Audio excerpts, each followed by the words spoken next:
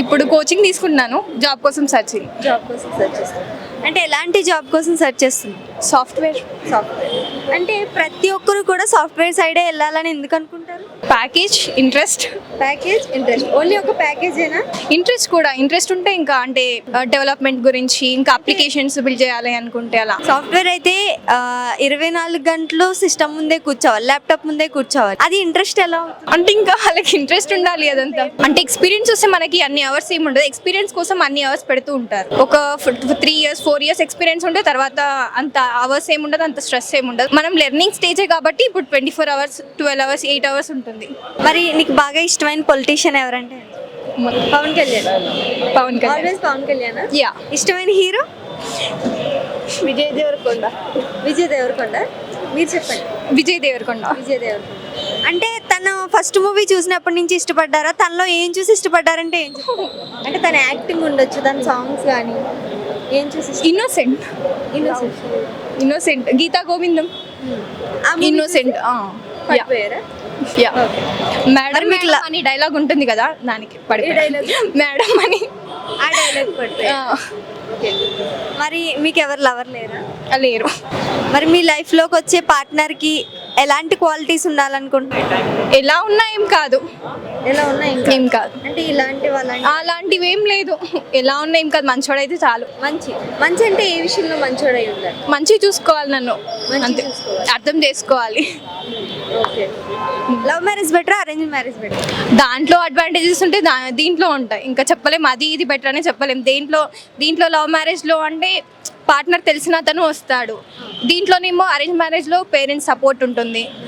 So okay. మరి finally మీరేం చేసుకుందాం అనుకుంటున్నారు? లవ్ మ్యారేజ్ చేసుకుందాం అనుకుంటున్నారా, అరేంజ్ మ్యారేజ్? నాకు లవర్ లేరు, so arrange marriage. Arrange marriage చేసుకుంటారు. యా. ఓకే. ఒక రిలేషన్షిప్ స్ట్రాంగ్గా ఉండాలంటే ఏం చేయాలి?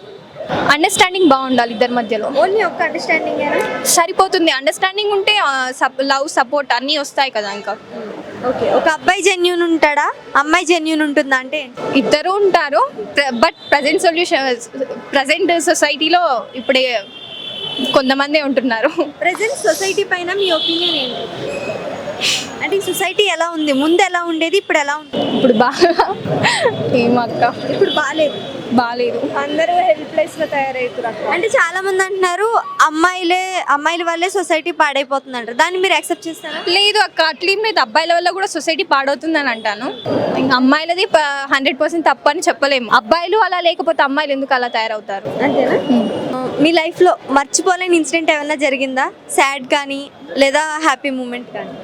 సాడ్ మూమెంట్ అంటే ఇప్పుడే అక్క, బీటెక్ తర్వాత అసలు జాబ్స్ రావట్లేదు, అసలు ఇలా ఖాళీగా తిరుగుతున్నాం ఇన్స్టిట్యూట్ లో.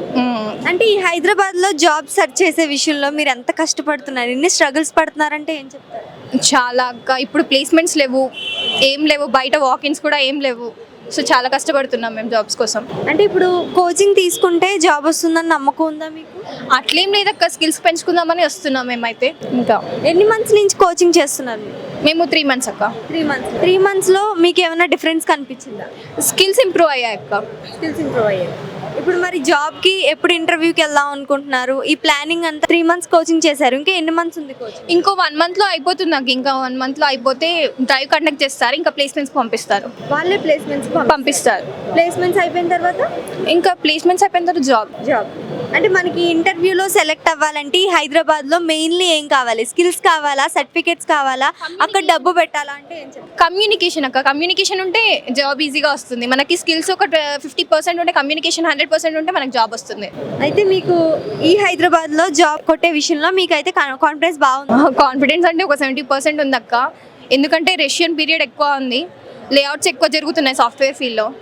సో 70% ఉంది. మరి ఇప్పుడు ఇందులో కాకపోయినా ఇంకో దాంట్లో అయినా చేసే ఆలోచన ఉందో? ఓన్లీ సాఫ్ట్వేర్ సైడే వెళ్ళాలండి? ఓన్లీ సాఫ్ట్వేర్ అని ఫిక్స్ అయ్యి వచ్చాం అక్క ఇక్కడికి. మేము సిఎస్సి బ్యాక్గ్రౌండ్ నుంచి వచ్చాం అక్క. సో సాఫ్ట్వేర్ అని ఫిక్స్ అయ్యి వచ్చాం.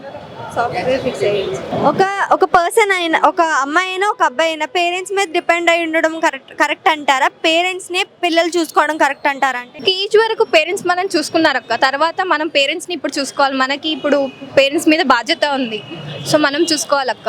ఒక సర్టెన్ స్టేజ్ వరకు, ఒక 20 years వరకు వాళ్ళు చూసుకున్నారు, అంత స్టడీ అయిపోయింది. సో మనం ఇప్పుడు జాబ్ చేసి చూసుకోవాలని నా ఒపీనియన్ అక్క.